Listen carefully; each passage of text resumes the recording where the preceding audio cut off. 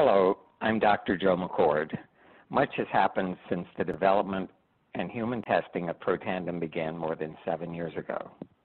Back in 2005, ABC Primetime ran a story about Protandim and the human trial then in progress that validated Protandim's significance and effectiveness in reducing oxidative stress by increasing the body's production of two very important antioxidant enzymes called superoxide dismutase, or SOD, and catalase.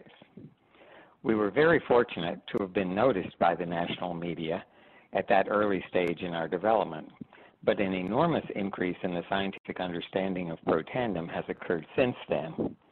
There have been 8 peer-reviewed studies published in mainstream medical journals, 6 of which were funded completely independently of LifeVantage by agencies such as the American Heart Association and the National Institutes of Health.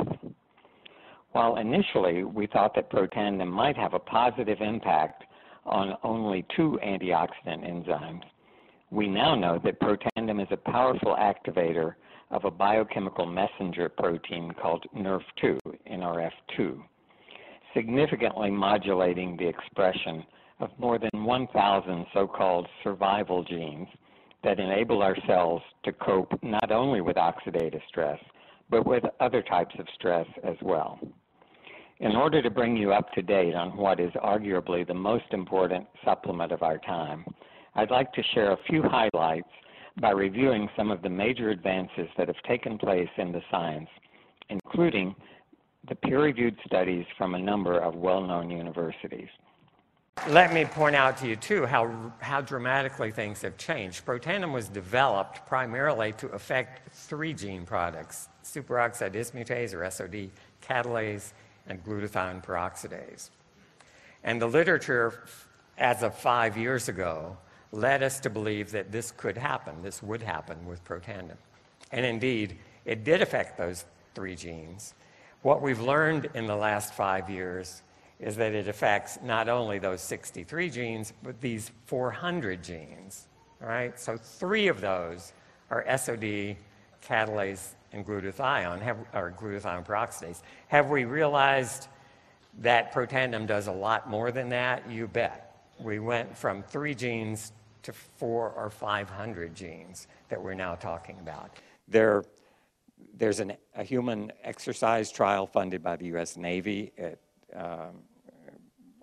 underway, and the armed forces, of course, are very interested in performance of soldiers under battle conditions and recovery times, and how much damage is done if you have to just exert yourself over the top for, let's say, 15 minutes of intense exercise.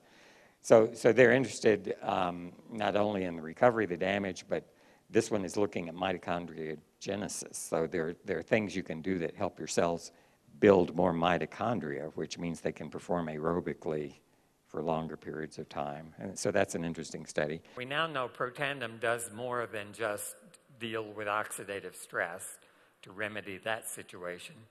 It involves not just superoxide dismutase and catalase, the first 2 enzymes we focused on, but as I told you at Elite Academy last October, we now know that Protandim modulates more than 600 genes. In fact, at higher doses, not used in humans, as many as 4,000 genes can be affected out of a total of 25,000 genes that we have. This is not a minor little tweak. This is a major readjustment of everything that makes you who you are and what you are.